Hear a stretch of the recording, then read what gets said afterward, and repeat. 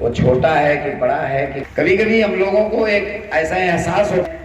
अब मेरे विस्तार मैं आपसे निवेदन कर रहा हूँ, घर परिवार सब कुछ झंझनाते हुए अयोध्या तक आवाज पहुंचे, जय श्री राम, जय जय श्री राम। बहुत बहुत धन्यवाद।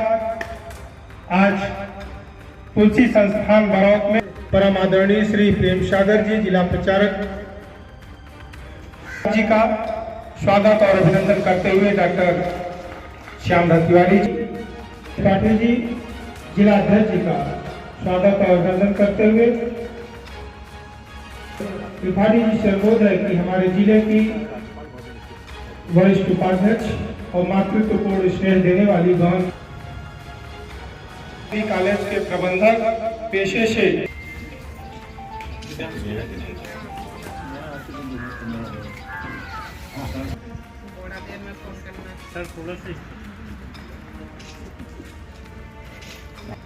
डॉक्टर श्री के मंत्री है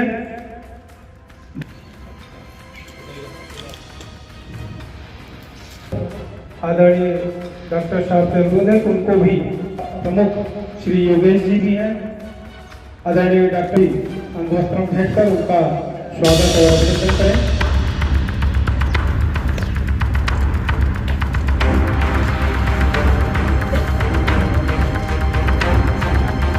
हमारे बीच में श्री शिव शंकराचार्य हरिया के मंडल अध्यक्ष श्री ज्ञानेंद्र सिंह जी मंच के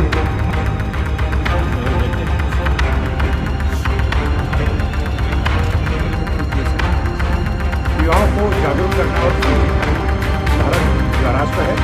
आज स्वामी विवेकानंद जी की जयंती का दिन है, इसलिए हम लोगों ने जो राष्ट्र के युवा माने जाते हैं, जिनसे प्रेरित होते हैं युवा, ऐसे करोड़ों युवाओं को और क्षेत्र के हजारों लाखों युवाओं को प्रेरणा देने के लिए हम लोगों ने तुलसी संस्थान परिसर में स्वामी विवेकानंद जी की जयंती का आयोजन किया और पूरे प्रयाग से काशी के मध्य के सैकड़ों गाँव के युवाओं को आमंत्रित करके युवा सम्मेलन करके स्वामी विवेकानंद जी के आदर्शों को, सिद्धांतों से उनको परिचित कराने का कार्य करना यह अपना उद्देश्य है।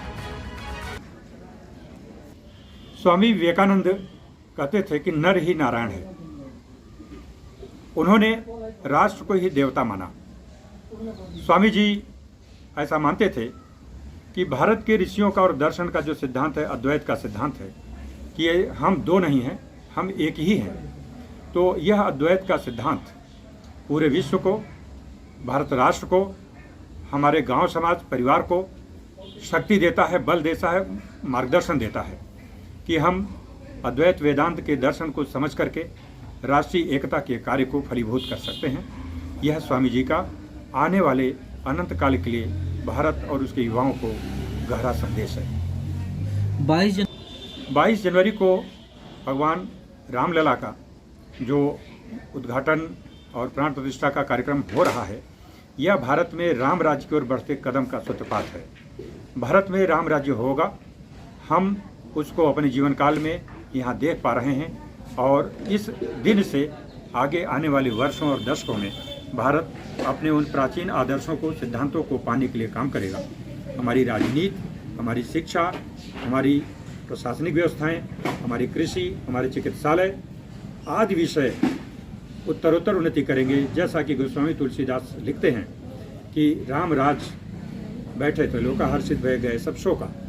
तो भगवान राम की किसी भी रूप में प्राण प्रतिष्ठा और प्रचार प्रसार होने से भारत के लोगों का जीवन अच्छा होगा, हमारे सिद्धांत स्थापित होंगे और हम ऊंचे मानवीय मूल्यों की ओर बढ़ सकेंगे और हम सबका मंगल होगा।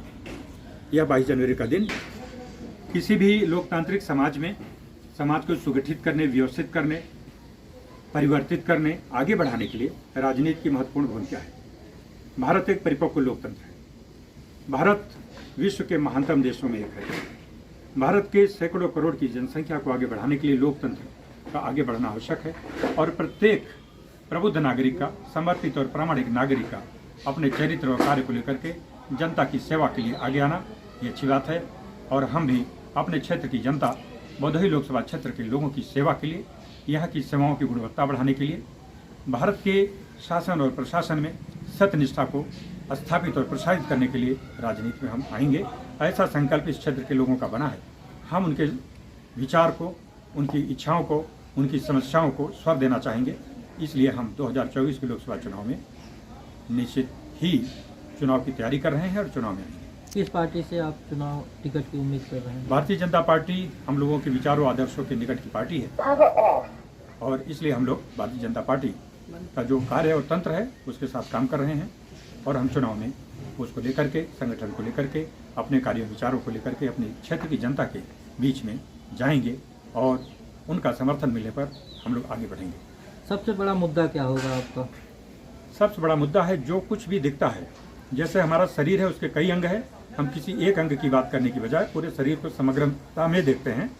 तो भदोही लोकसभा क्षेत्र के लिए हम केवल एक बात नहीं, कम से कम 10 बातों को लेकर के चलेंगे, जिसमें हमने पहले कहा है कि हमारी सड़कें बहुत ही अच्छी हों, जिससे हमारे स्वास्थ्य, शरीर, समय इनकी हानि न हो।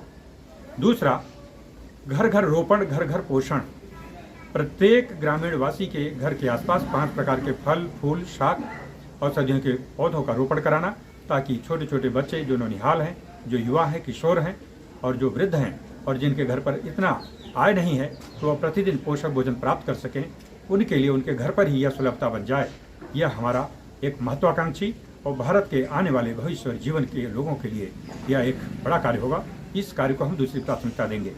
तीसरी प्राथमिकता हमारे कार्यालयों में नागरिक स्वतंत्रता का अनुभव करें, भ्रष्टाचार न हो और लोग जो कार्य चाहते हैं, नियम सम्मत कार्य, उनका समय के अंतर्गत हो जाए। यह हमारी तीसरी प्राथमिकता होगी।